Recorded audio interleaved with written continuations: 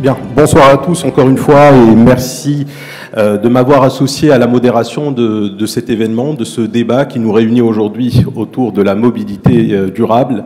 Merci à mon ami Anouar, mais aussi à chacun d'entre vous. J'ai pu reconnaître quelques têtes, bien évidemment, qui sont passées lors de au moins une ou deux fois dans mon émission d'Avec ou sans parure sur Lux Radio. Et c'est vraiment un véritable plaisir que de vous dire aussi que non seulement c'est un honneur pour moi que de modérer ce débat, mais c'est aussi un honneur pour moi de faire partie de cette grande famille de l'Istiqlal depuis très peu de temps, depuis 2-3 mois aujourd'hui. Et c'est véritablement un choix qui s'est fait parce que c'est, à mon sens, le vrai parti de la compétence. Je sais que c'est un mot qui est galvaudé. Beaucoup de partis se prévalent effectivement d'être le parti de la compétence. Mais quand on voit un petit peu ce qu'il y a dedans, sans vouloir être polémiste, on est beaucoup plus dans le parti des nouvellements colorés. Je dis ça, je dis rien. Alors je vais peut-être demander aux différents panélistes de me rejoindre. Peut-être... Madame Bahija Bousseta du ministère du Transport,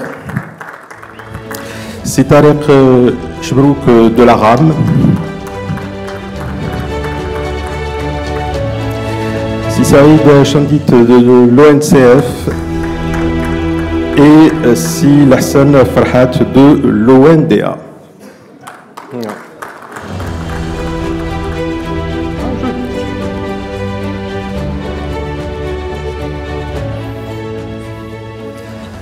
Alors c'est un petit peu dommage que M. Mzour nous ait quittés un petit peu prématurément, mais il y a peut-être un petit point sur lequel je voudrais peut-être interpeller chacun d'entre vous avant de commencer le débat. On a parlé de mobilité, de mobilité durable, et on a parlé de voitures, de circulation de voitures électriques comme étant un modèle.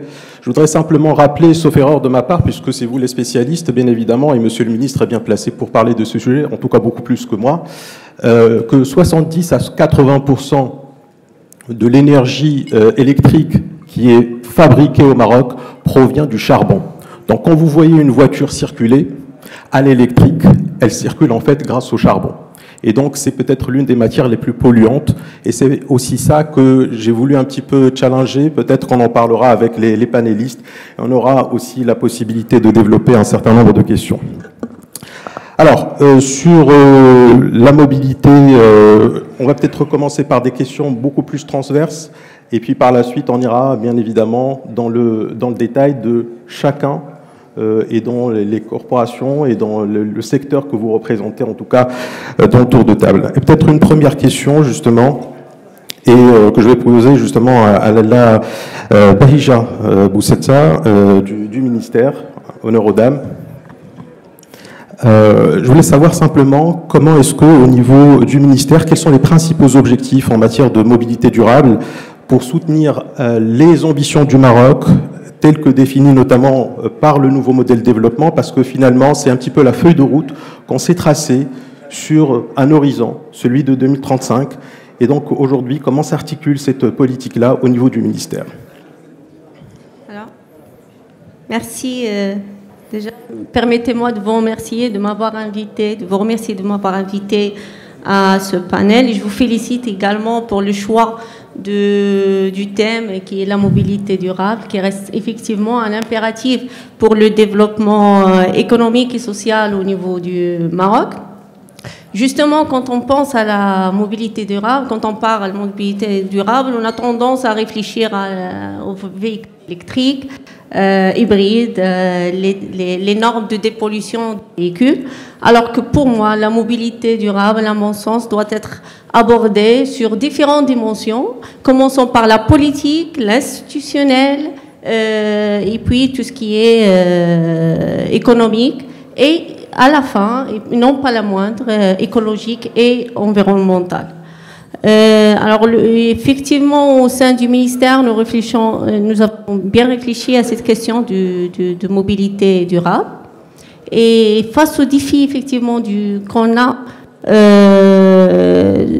je parle en termes de gouvernance, si je parle du secteur routier que je représente ici, il y a plusieurs défis. En termes de gouvernance, il faudrait voir que le secteur du transport relève de plusieurs institutions au sein du Maroc. Il y a le secteur du transport de personnes interurbains et transport de marchandises qui relève du ministère du Transport. Il y a tout ce qui est transport urbain qui relève du ministère de l'Intérieur. Et puis, il y a une nouvelle couche qui s'ajoute, qui est la région, avec la loi organique, qui attribue aux régions des attributions propres en matière de transport non urbain de personnes.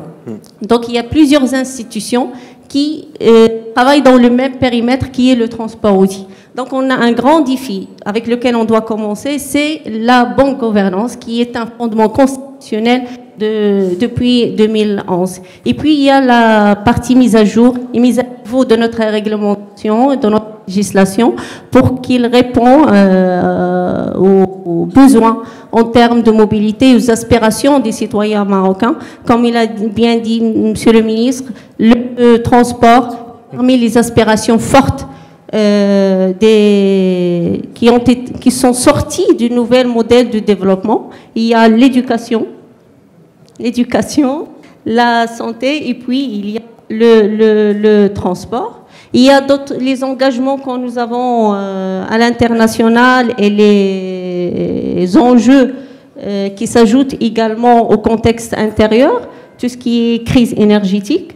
La crise Covid qui a arrêté presque toute l'activité du transport. Il y a l'ère du digital aussi qu'on doit prendre en considération dans cette mobilité durable, parce que toute mobilité durable, c'est une mobilité également intelligente et efficace.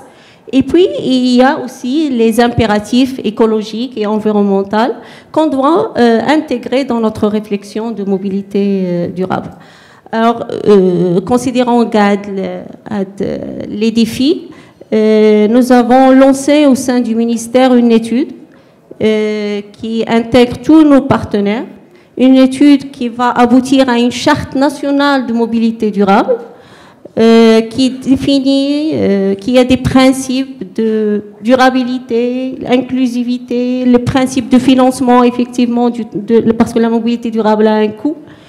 Il y a l'inclusivité et puis qui définit le périmètre de chacun pour que tous les partenaires travaillent dans une cohérence totale pour la bonne mobilité du citoyen marocain.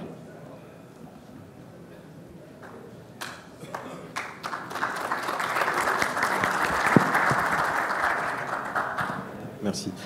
Celui-là marche, donc on va prendre celui-là. Alors, pour revenir à la thématique, on parle de levier de croissance quand on parle effectivement de mobilité durable. Est-ce que vous avez l'impression que c'est véritablement quelque chose, que les deux sont conciliables, ou est-ce que c'est beaucoup plus un slogan marketing? En ce sens, vous avez certains pays où, allez, je vais le dire de manière très, très directe, les pays aujourd'hui qui utilisent un transport qui polluent, c'est-à-dire des hydrocarbures, sont essentiellement ceux qui font les meilleurs chiffres de croissance. Vous avez l'Inde, vous avez la Chine, vous avez les États-Unis. Donc plus on pollue, plus on fait de la croissance. Comment au Maroc on peut se dire, effectivement, nous, on veut être les bons élèves de la classe, on veut être ceux qui polluent le moins, et en même temps, avoir un taux de croissance qui serait à la hauteur de nos ambitions étant claires et étant affichées au niveau du NMD, un nouveau modèle de développement, c'est 6%. On n'y arrive pas, même en polluant. Alors, en ne polluant pas, est-ce que c'est faisable? Alors, écoutez, moi, ma vision de la mobilité durable et de la pollution, effectivement, des véhicules. Donc, si on arrive à mettre en place un système inclusif, où tous les citoyens trouvent le moyen de transport. Quand je parle du milieu rural, ils doivent avoir un transport qui est économiquement viable. Et quand je parle du transport urbain, un transport qui est collectif, qui est efficace, là, je peux gagner en termes de croissance et je peux également gagner en termes de PIB. Donc, il ne faut pas trop lier la mobilité durable à l'émission CO2.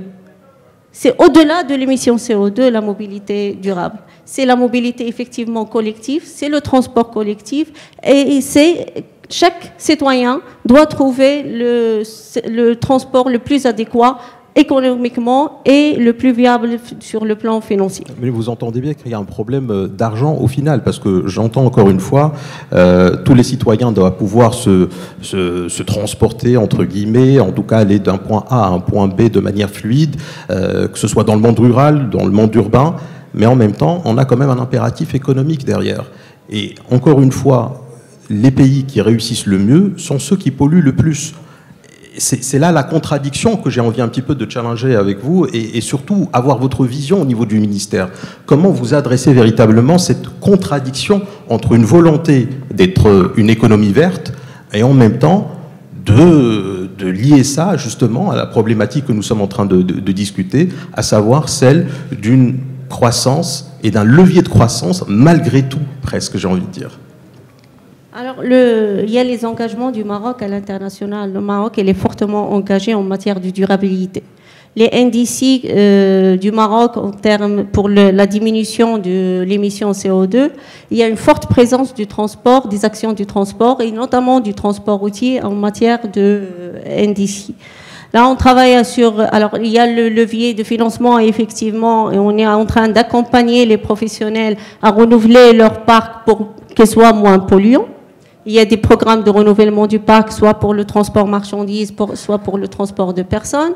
Il y a effectivement d'accompagnement des professionnels dans le monde rural pour l'acquisition de leurs véhicules. Donc, il y a un impératif de financement qui est très important et que l'État doit prendre en charge pour justement arriver à la croissance et à la mobilité durable.